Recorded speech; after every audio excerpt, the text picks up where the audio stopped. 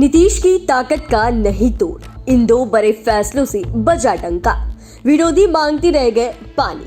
बिहार के मुख्यमंत्री नीतीश कुमार अपने शर्तों पर राजनीति करने के लिए जाने जाते हैं।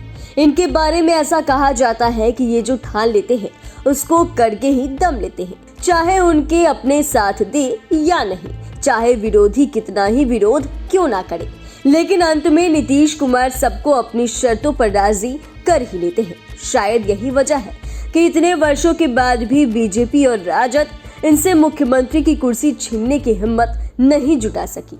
ऐसे में इस वीडियो में हम नीतीश कुमार के उन दो बड़े महत्वाकांक्षी फैसलों का जिक्र करेंगे जो पूरे देश में चर्चा का विषय बन गया है।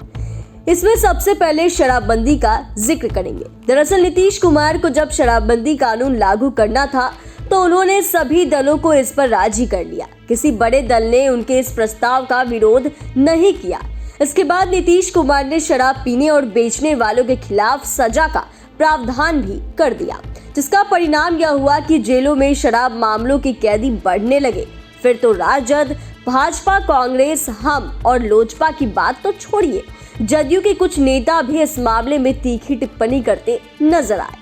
वहीं जहरीली शराब से जब जब मौतें हुई तब नीतीश कुमार के खिलाफ विरोधी कुछ ज्यादा ही हमलावर दिखे। लेकिन इन सब के बावजूद नीतीश कुमार आज तक नहीं झुके और उन्होंने इस कानून के प्रति अपना संकल्प बार बार दोहराया। उन्होंने साफ साफ कह दिया कि चाहे कुछ भी हो जाए पर शराबबंदी के मुद्दे पर वे पीछे नहीं हटेंगे। हालांकि नीतीश कुमार ने बाद में शराब से मरने वालों के लिए मुआवजे की घोषणा कर दी, लेकिन कोई भी पार्टी उन्हें इस कानून को वापस लेने पर मजबूर नहीं कर सकी।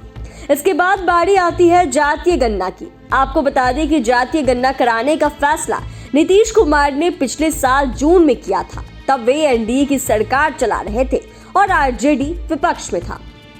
उस वक्त तेजस्वी यादव ने नीतीश कुमार से समय लेकर मुलाकात की और जातीय गणना का प्रस्ताव रखा, जिस पर नीतीश कुमार ने भी सहमति जताई और अंततः उन्होंने सर्वदलीय प्रतिनिधि मंडल प्रधानमंत्री नरेंद्र मोदी से मिलने भेजा।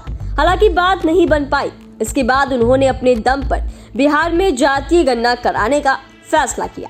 शुरुआत में लोगों को लगा कि वे अपने मिशन में सफल नहीं होंगे। वैसे भी बिहार से पहले किसी भी राज्य की जातीय गणना की रिपोर्ट सार्वजनिक नहीं हुई थी, इसलिए लोग सोच रहे थे कि बिहार में भी कुछ ऐसा ही होगा। लेकिन नीतीश कुमार इस मुद्दे पर पीछे हटने के लिए तैयार नहीं थे। बाद में मामला कोर्ट भी पहुंचा, लेकिन विरोधियों की एक नहीं चली और अब तो बिहार में जातीय गणना की रिपोर्ट भी जारी हो गया है, जिसके बाद से देश में नीतीश कुमार का डंका बज रहा है। अब तो स्थिति यह है कि सभी राजनीतिक पार्टियों में इसका श्रेय लेने की होड़ लगी हुई है। हालांकि अब कुछ दल इस रिपोर्ट पर सवाल उठा रहे हैं, लेकिन राजनीतिक गलियारों में यह चर्चा फिर तेज हो गई है कि नीतीश कुमार जो ठान लेते हैं वो करके ही दम लेते हैं। इस तरह नीतीश कुमार ने अपने दो महत्वाकांक्षी फैसलों को तमाम परेशानियों के बाद भी बिहार में लागू किया, जिसका अनुसरण करने के लिए दूसरे राज्य भी तैयार हैं। शायद यह भी एक वजह है कि जदयू नीतीश कुमार को पीएम फेस बता रही है, क्योंकि देश के तमाम गैर भाजपा शासित राज्यों में नीतीश कुमार एक ऐसे सीएम हैं जो कि अपने शर्तों पर कड़े और बड़े फैसलों को लागू करने का मादा रखते हैं। अब देखना यह है कि नीतीश कुमार को लोकसभा चुनावों में इसका क्या रिवार्ड मिलता है।